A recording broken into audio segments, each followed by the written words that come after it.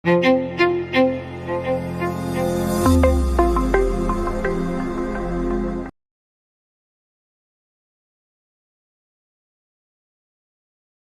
dan Al-Ghazali ini sangat ma'ruf, terkenal satu dunia pengetahuan ketiganya tentang ilmu filsafat Islam, atau dikenal dengan ahlu kalam. Saya akan sebutkan beberapa cuplikan kisah tiga-tiganya, walaupun kita akan fokus kepada kisah Al-Imam Al-Ghazali. Pertama, kecerdasan Al-Imam Al-Baqillani. Sudah saya kisahkan sedikit tentang kecerdasan Imam Baqillani ini. Suatu ketika salah satu penguasa Romawi mengajak berdebat Al-Imam Al-Baqillani, dan penguasa Romawi itu agamanya Nasrani. Ketika itu maka datanglah Imam Baqillani kepada penguasa Romawi itu.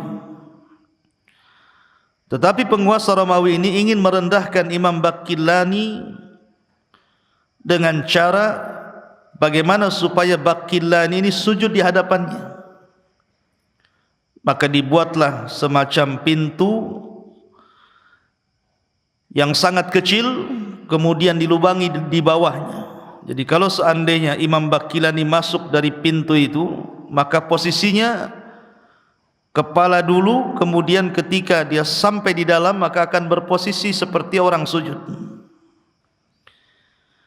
Tetapi Imam Baqillani ini orang cerdas, tahu akan dihinakan penguasa Romawi. Maka ketika dia masuk dari pintu kerajaan itu, dia tidak masuk lewat kepalanya dulu, tapi dia masuk kakinya dulu. Sehingga ketika masuk bukan posisi sujud kepada raja, tetapi posisinya justru membelakangi raja. Maka sang raja pun geleng-geleng kepala. Orang ini cerdas sekali. Kemudian setelah berdiri dan menghadap sang raja bertanya kepada Imam Baqillani soal terbelahnya bulan. Kata sang raja, aku dengar bahwa di agamamu pernah terjadi mukjizat kepada nabimu bahwa bulan terbelah menjadi dua. Kata Imam Baqillani, ya, karena ada dalam Al-Quran, iqtarabatis sa'atu wansyaqqal qamar, telah dekat hari kiamat ketika terjadi terbelahnya bulan. Kata penguasa Romawi ini, bagaimana kisah itu tidak ada dalam kitab kami? Kata kalian bahwa para nabi itu ada kekerabatan antara satu nabi dengan nabi yang lainnya, bapak satu tetapi ibu banyak. Kenapa kisah terbelahnya bulan tidak ada dalam kitab-kitab Romawi, dalam Injil, dalam Taurat dan begitu seterusnya? Kenapa hanya ada dalam kitabmu saja? Maka Imam Baqillani kemudian membalik bertanya kepada sang raja Nasrani dan mengatakan, bagaimana pula dengan turunnya Maidah minas sama, makanan yang turun dari langit yang diminta Bani Israel kepada Musa alaihi salatu wassalam? Kenapa cerita ini ada pada kitab kamu saja? Di dalam Quran tidak ada. Tidak pun terdapat dalam kitab Romawi dan begitu seterusnya. Kemudian dikisahkan kisah yang tidak ada dalam Al-Quran. Isyaratnya ada dalam Quran, tapi ada beberapa kisah tidak disebut dalam Al-Quran. Maka sang raja Romawi tidak bisa membantah Imam Baqillani, sampai akhirnya Raja Baqillani ini harus menghadirkan orang yang paling cerdas dari rahib, dari pendeta besar Romawi. Didatangkan pendeta untuk membantah Imam Baqillani.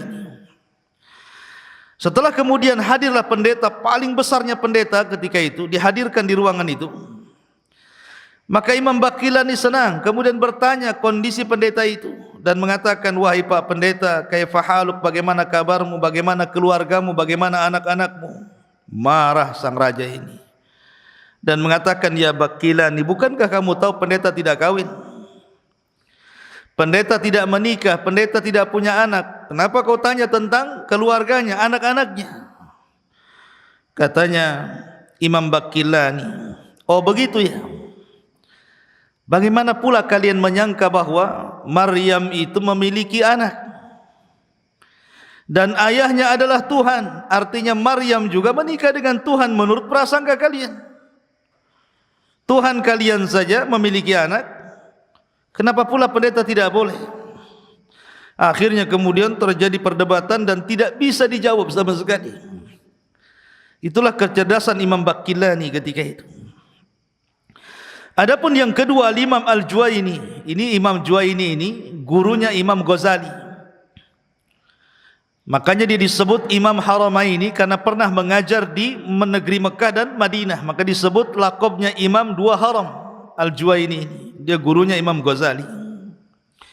Dan dia memang pakar ahli kalam ketika itu. Tetapi dia pernah dibingungkan oleh muridnya sendiri. Bayangkan dia belajar 60 tahun ilmu kalam filsafat, tapi pernah dibingungkan oleh muridnya namanya Hamadani. Jadi suatu ketika Abul Ma'ali Al-Juwaini ini berkhutbah memberikan dalil bahwa Allah Subhanahu wa taala tidak boleh memiliki tempat. Maksudnya Allah bukan di langit, Allah itu di mana-mana.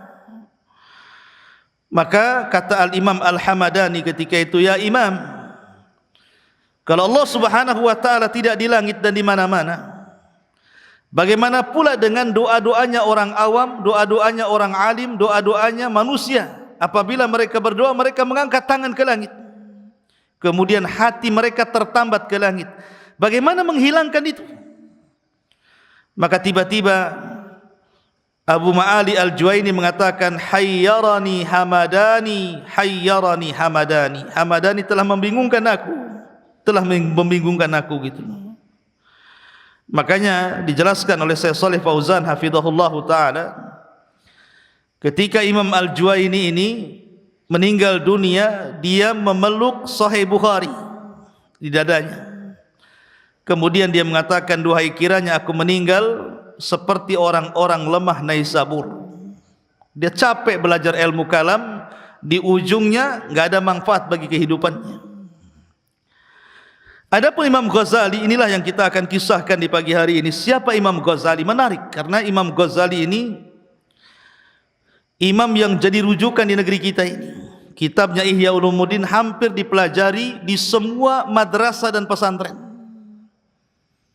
Tetapi sedikit sekali seseorang terkadang mengenal siapa Abu Hamid Muhammad Al-Ghazali At-Tusi ini.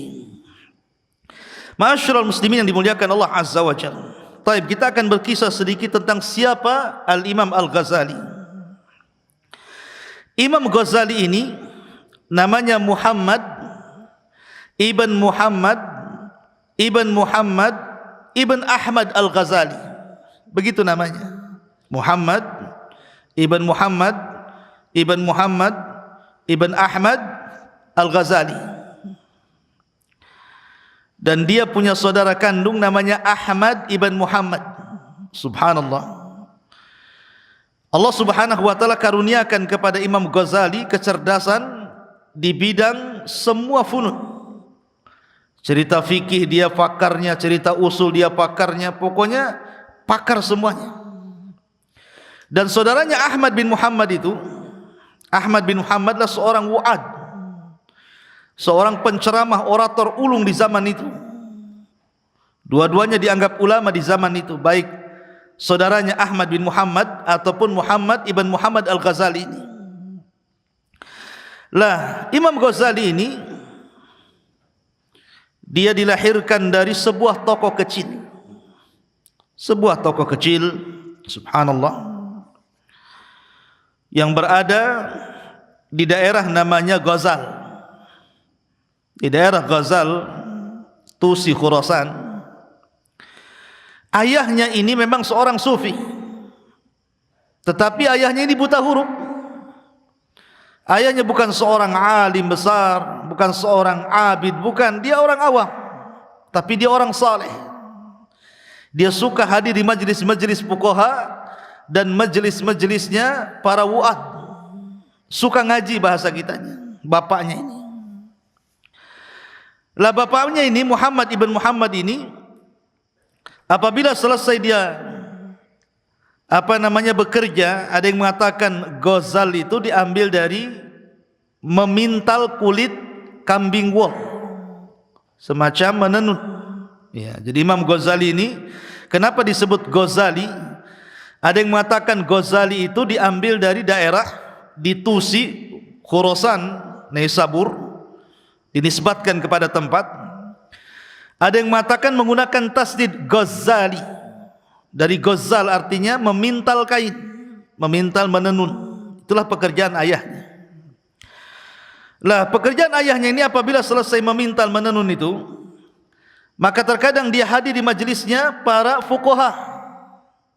Apabila dia hadir di majelisnya para fuqaha, maka dia pun berdoa kepada Allah Azza wa Jalla, ya Allah, berikanlah keturunanku seperti fuqaha ahli fikih. Dan apabila hadir di majelisnya wu'ad, orang-orang yang memberikan mau'idhah, nasihat-nasihat, maka dia pun berdoa kepada Allah, ya Allah, jadikan anakku seperti dia.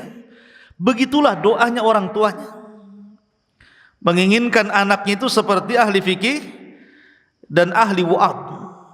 Dan harusnya seperti itu orang tua, mendoakan anaknya supaya menjadi cerdas. Dan inilah langkah pertama bagaimana Imam Ghazali itu menjadi marhalah besar kelak di masa depan, menjadi ulama besar. Karena memang bapaknya semangat untuk mendidik Imam Ghazali menjadi ulama besar. Ma'asyiral muslimin yang dimuliakan Allah Subhanahu wa taala. Setelah kemudian Al-Imam Al-Ghazali berada di Naisabur, belajar, diajari bapaknya, masih kecil gitu ya, masih kecil. Kemudian ketika ayahnya hendak wafat, menjelang wafat, maka ayahnya ini menitipkan kepada kawannya seorang sufi untuk mendidik kedua putranya, karena tidak memiliki anak kecuali dua putra ini. Pertama Ahmad ibn Muhammad, saudaranya Imam Ghazali, dan Muhammad ibn Muhammad Al-Ghazali dititipkan kepada kawannya seorang sufi. Kemudian setelah meninggal ayahnya, maka kemudian betul-betul dirawat oleh seorang sufi ini, kawan bapaknya ini. Diajari ibadah, diajari zuhud, diajari akhlak, macam-macam. Karena istilah sufi zaman itu berbeda dengan sufi zaman sekarang ya.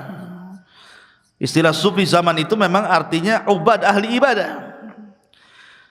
Sampai ketika harta ayahnya habis, maka saudaranya, bapaknya seorang sufi ini kemudian mengatakan kepada Imam Ghazali dan saudaranya Ahmad, dan mengatakan, harta bapak kalian sudah habis. Saya ini orang fakir, tidak bisa lagi membiayai kalian berdua. Sebaiknya aku titipkan kalian berdua di madrasah yang gratis. Hiduplah di situ. Ya. Akhirnya kemudian diantar ke madrasah ini. Dan ini marhalah yang ketiga ya. Marhalah yang pertama yang menjadikan Imam Ghazali ulama besar adalah ayahnya sendiri. Kemudian saudara ataupun kawan ayahnya seorang sufi. Kemudian yang ketiga madrasah. Madrasah yang dititipkan Imam Ghazali dan saudaranya untuk belajar di situ, diberikan tempat tinggal, makanan gratis, dan belajar. Makanya ada istilah Imam Ghazali yang luar biasa kata-katanya, talabnal ilma li ghairillahi fa aba an yakuna illa lillah. Itulah perkataan Imam Ghazali. Kami dulu mencari ilmu itu bukan karena Allah, ya karena ingin mencari makan, ingin mencari tempat, ingin hidup gitu ya. Tetapi ilmu itu tidak mau dicari kecuali karena Allah Subhanahu wa taala. Makanya kemudian Imam Ghazali nanti di akhir cerita dia uzlah, betul-betul meninggalkan dunia dan tafakur kepada Allah Subhanahu wa taala. Lah setelah kemudian Imam Ghazali dan saudaranya digembleng di madrasah itu dengan biaya madrasah dan para guru-guru yang ada di situ, maka masuklah pada marhalah yang keempat, Imam Ghazali mulai safar. Dan begitulah rihlah para talabatul ilmi membuka wawasan itu dengan cara safar. Kalau anda ingin bertambah wawasan, safar. Karena tidak ada satupun imam dunia kecuali mereka safar, mencari guru-guru hebat, mencari ulama-ulama kondang, kemudian diserap ilmunya, kemudian baru pulang ke daerahnya. Itu pula yang dilakukan Imam Ghazali rahimahullahu taala. Subhanallah. Ada kisah menarik di sini. Imam Ghazali ini dapat pelajaran besar dari pimpinan rampok.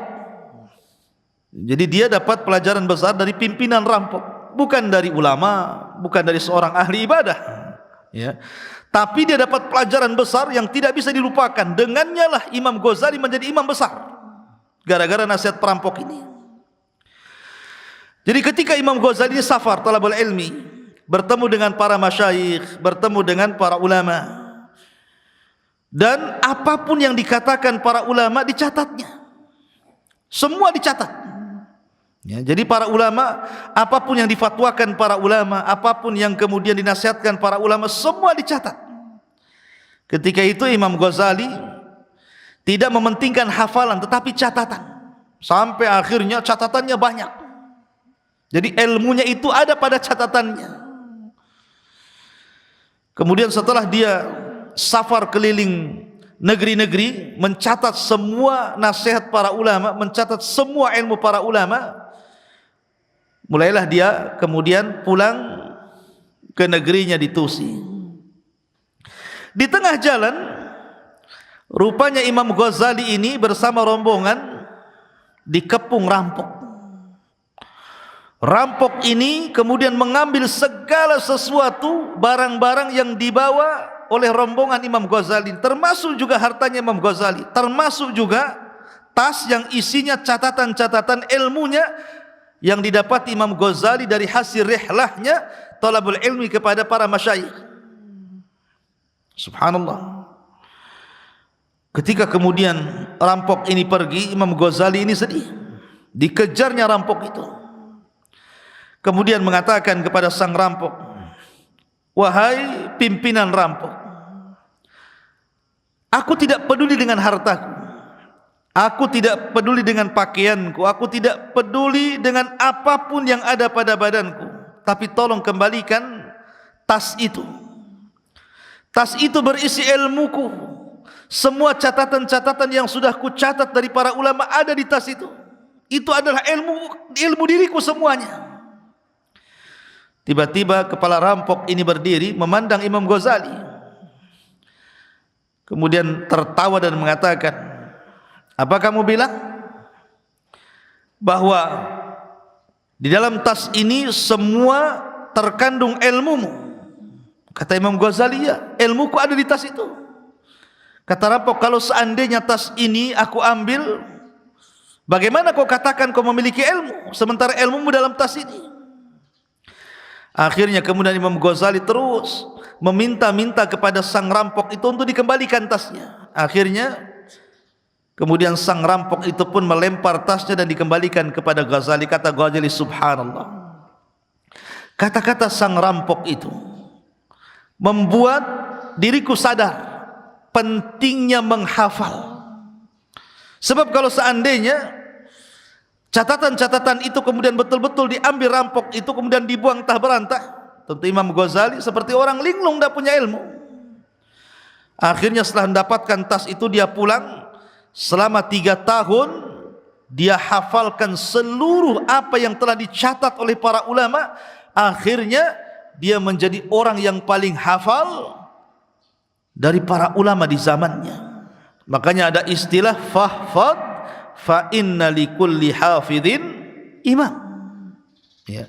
Berusaha untuk menghafal, karena orang yang menghafal itu kelak akan menjadi imam, pemimpin. Itu pula yang kemudian dilakukan Imam Ghazali, mendapatkan pelajaran dari sang rampok, di mana Allah Subhanahu wa taala membuat bicara rampok itu untuk menjadarkan Imam Ghazali bahwa ilmu itu ada pada hafalan, bukan ada pada catatan. Ma'asyiral muslimin yang dimuliakan Allah Subhanahu wa taala. Taib, kemudian tentu marhalah yang kelima yang mencetak Imam Ghazali menjadi besar adalah berjumpanya Imam Ghazali dengan Abul Ma'ali Al-Juwaini yang saya ceritakan tadi. Abu Ma'ali Al-Juwaini, Imamu Haramaini, dia bermulazamah kepada Imam Haramaini sampai meninggal. Dan kita tahu bahwa Imam Haramaini di zaman itu adalah orang yang paling pakar tentang madhab Syafi'i. Makanya kalau antum disiplin ilmu, antum belajar usul fikih, maka kita kenal satu usul fikih itu namanya waraqat. Dan itu dipelajari di pondok-pondok biasanya. Kitab usul fikih Al-Waraqat itu karya Imam Abu Ma'ali Al-Juwaini, gurunya Imam Ghazali. Lah Imam Ghazali ini bermulazamah kepada Imam Haramaini sampai meninggal dan menyerap seluruh ilmu Imam Haramaini, sehingga Imam Ghazali menjadi orang yang paling pakar dalam ilmu Syafi'i, dalam mazhab Syafi'i setelah Imam Juwaini. Ma'asyiral muslimin yang dimuliakan Allah Azza wa Jalla, itu secara singkat marhalah belajarnya Imam Al-Ghazali. Baik, kita akan rinci sedikit. Ma'asyiral muslimin yang dimuliakan Allah Subhanahu wa taala, sebagaimana yang kita ketahui tadi bahwa Imam Al-Ghazali kunyahnya adalah Abu Hamid. Abu Hamid Muhammad Al-Ghazali At-Tusi An-Naisabur Asy-Syafi'i, dan akidahnya Asy'ari. Dia salah satu ulama di zamannya. Dia berada pada abad ke-5 Hijriah, lahir pada tahun 450 dan wafat pada tahun 555, artinya cukup panjang usianya. Dia seorang faqihan, seorang ahli fikih, usulian, seorang ahli usul, filosofian, seorang ahli filsafat, kemudian syafi'iyul fiqhi, betul-betul dia menguasai fikihnya Syafi'i. Salah satu yang mempengaruhi madhabnya adalah Imam Al-Juwaini rahimahullahu ta'ala, dan dia mendapatkan laqab Hujjatul Islam, hujjahnya umat Islam, karena memang dia membidangi semua ilmu funun dalam Islam itu sampai dikenal Hujjatul Islam. Ada yang mengatakan laqabnya Zainuddin, ada yang mengatakan Mahajjatuddin, ada yang mengatakan Muftil Ummah, ada yang mengatakan Barakatul Anam, ada yang mengatakan Imamul A'immatiddin, ada yang mengatakan Syarafuddin. Banyak kunyah yang diberikan para ulama kepada Imam Ghazali ini. Saking cerdasnya Imam Ghazali ini, dipuji banyak para ulama. Ya. Ma'asyiral muslimin yang dimuliakan Allah Azza wa Jalla, tentu pertama marhalah belajarnya Imam Al-Ghazali ini, sekali lagi dia terlahir dari rumah yang sangat miskin. Betapa banyak para ulama-ulama dunia terlahir dari rumah yang sangat miskin. Imam Syafi'i miskin, Imam Ahmad miskin, tetapi kemiskinannya tidak menghalangi untuk menguasai dunia dengan pengetahuan ilmu agamanya. Termasuk Imam Ghazali, sangat miskin sekali. Betul-betul bapaknya hanya bekerja ala kadarnya sebagai penenun Ghazali itu. Ya. Tetapi walaupun demikian, Allah Subhanahu wa taala memberikan keutamaan itu kepada siapa yang dikehendaki, bukan kita yang berkehendak. Allah yang berkehendak. Sehingga jangan sampai kemiskinan menghalangi cita-cita. Lah setelah kemudian orang tuanya terus berdoa kepada Allah Azza wa Jalla supaya anaknya ini menjadi alim ulama besar, dan pentingnya doa orang tua ini kepada anaknya, maka saya anjurkan kepada anda orang tua, berdoalah kepada Allah agar dicerdaskan anak-anak kita, seperti doanya orang tua Imam Ghazali kepada Imam Ghazali dan saudaranya Ahmad ibn Muhammad. Setelah itu kemudian Imam Ghazali belajar, pertama kali belajar fikih kepada Imam Ahmad Ar-Radhakani di Tusi Setelah itu kemudian safar ke Jurjan dan berjumpa dengan seorang alim besar di Jurjan namanya Abu Nasr Al-Ismaili. Dia belajar di situ. Setelah mendapatkan ilmu dari Abu Nasr Al-Ismaili, dia balik ke Tusi selama 3 tahun. Mulailah dia menghafal apa yang sudah dicatat dia dari rihlah talabul ilmi ke Jurjan itu. Kemudian setelah itu dia berpindah ke Naisabur, berpindah kepada Naisabur. Dan ingat, Naisabur ketika itu adalah salah satu ibu kota kedua setelah Baghdad. Ada 2 madrasah besar ketika itu. Madrasah di Baghdad, dan itu yang paling besar, universitas besar, dan juga Naisabur. Lah disinilah kemudian Imam Al-Ghazali belajar di madrasah ini. Lah disinilah dia berjumpa dengan Imam Abu Ma'ali Al-Juwaini. Berjumpa di madrasah ini dan dia belajar betul-betul kepada gurunya ini, Abu Ma'ali Al-Juwaini. Dan kita tahu bahwa di zaman itu Abu Ma'ali Al-Juwaini ulama kondang, ulama dunia. Semua orang belajar sama dia, satu dunia. Subhanallah, Allah berikan kecerdasan kepada Imam Ghazali ini. Dari sekian murid-murid, khususnya Imam Al-Juwaini, ada yang mengatakan 300 murid Imam Al-Juwaini yang khusus, ribuan muridnya, tapi ada murid-murid khusus yang memang dibanggakan oleh Imam Al-Juwaini. Imam Al-Juwaini selalu mengunggulkan Imam Ghazali dan mengatakan, demi Allah, di antara kalian tidak ada yang lebih unggul dibandingkan Imam Ghazali. Selalu memuji-muji Imam Ghazali, Imam Al-Juwaini. Ma'asyiral muslimin yang dimuliakan Allah, sampai dia mengatakan bahrun mughriq. Imam Ghazali itu lautan ilmu yang sangat dalam. Sampai pujian Imam Juwaini kepada Ghazali seperti itu. Lah, selama dia berada di Naisabur, ya karena sudah lama dia belajar di Naisabur, sampai wafatnya Imam Juwaini, disitulah dia, Imam Ghazali menikah, tinggal cari pekerjaan, termasuk juga menikah dan punya anak, sampai wafatnya Imam Al-Juwaini. Baru setelah kemudian usianya 28 tahun, dia sudah menjadi ulama besar tuh, 28 tahun. Banyak orang-orang belajar kepada Imam Ghazali, karena ketika itu dia menjadi posisi pengganti Imam Abu Ma'ali Al-Juwaini, imam dunia gitu kan. Maka mulailah dikenal siapa Imam Ghazali dan kecerdasannya itu. Lah setelah itu kemudian dia pergi kepada kerajaan Nizamul Mulk. Jadi sebuah ibu kota, di situ ada semacam pertemuan para ulama. Jadi kerajaan itu biasanya mengundang para ulama untuk mendiskusikan sebuah perkara, nanti terjadi perdebatan di situ. Lah Imam Ghazali datang ke tempat itu, akhirnya mengajak berdebat seluruh ulama yang ada di Baghdad, diajak debat. Subhanallah, kecerdasan Imam Ghazali luar biasa. Tidak ada satupun ulama di zaman itu yang mampu menandingi kecerdasan Imam Ghazali. Semua ulama kalah debatnya, dikalahkan sama Imam Ghazali itu. Dari situlah naik daun Imam Ghazali, dikenal satu dunia, bayangkan. Karena apa? Tidak ada ulama yang bisa menandingi kecerdasannya, semua kalah. Dan di zaman itu memang sangat berkembang ilmu filsafat, ilmu mantik, ilmu kalam gitu ya.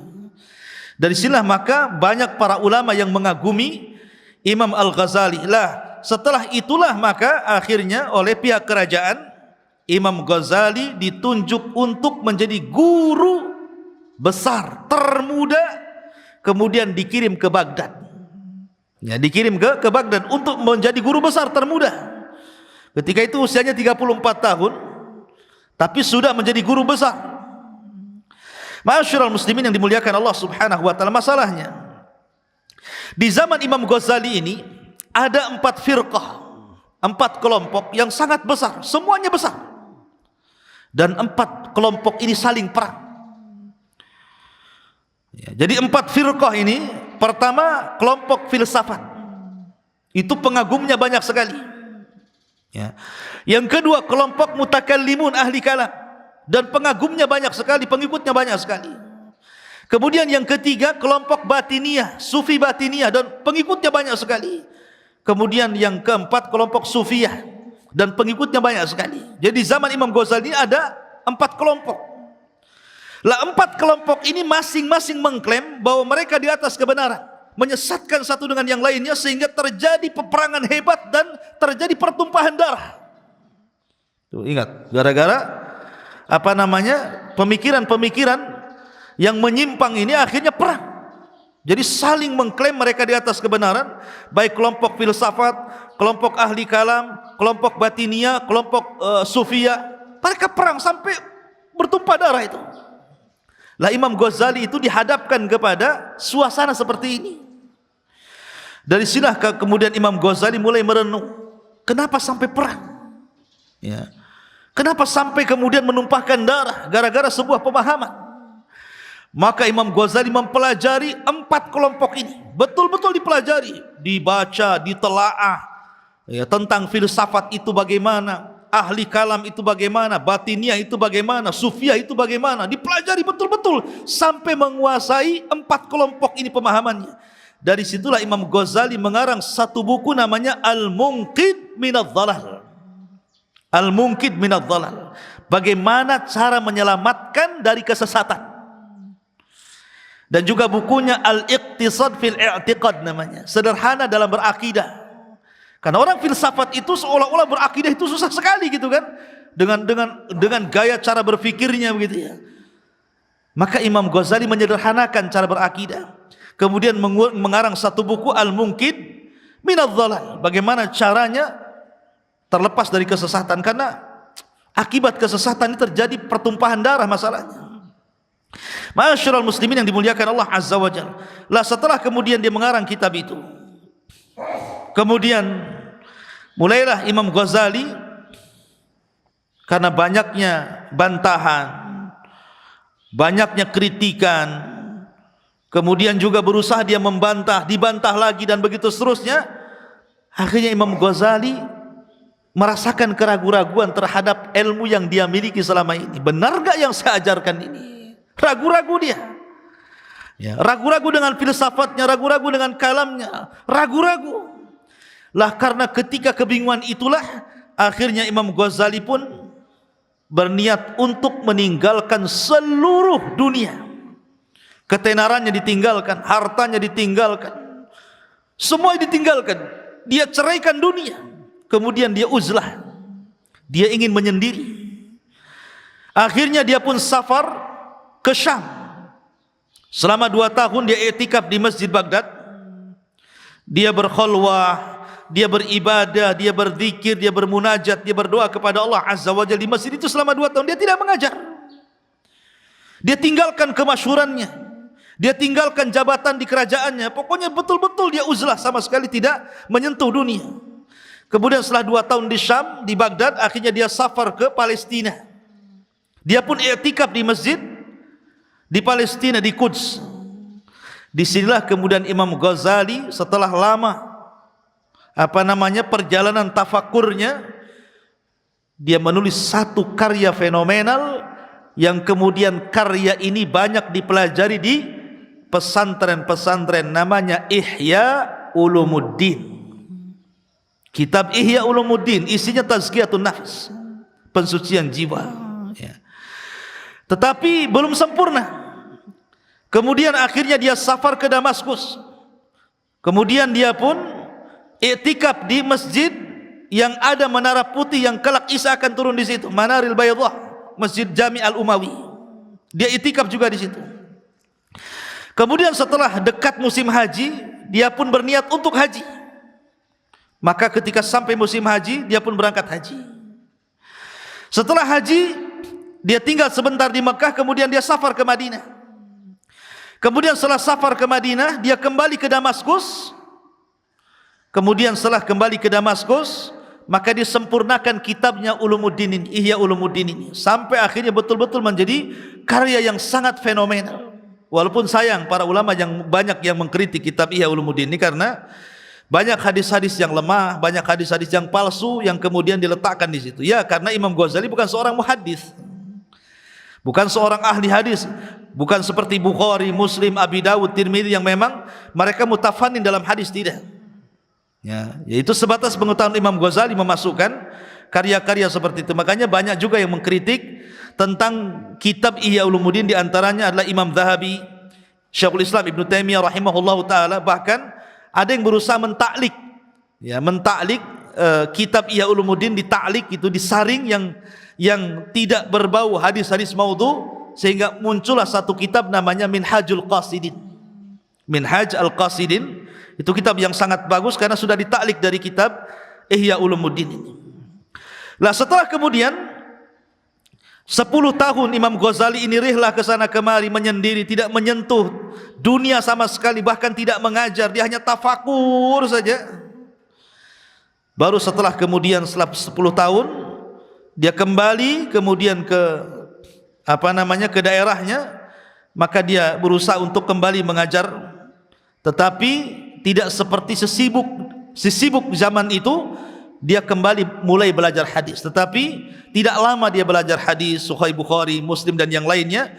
Allah Subhanahu wa taala akhirnya wafatkan Al-Imam Al-Ghazali rahimahullahu taala. Itu di antara sirah singkat tentang siapa Al-Imam Al-Ghazali rahimahullahu taala. Mudah-mudahan ada manfaatnya. Subhanaka wa bihamdika asyhadu an la ilaha illa anta astaghfiruka wa atubu ilaik. Allahu taala alam. Assalamualaikum warahmatullahi wabarakatuh.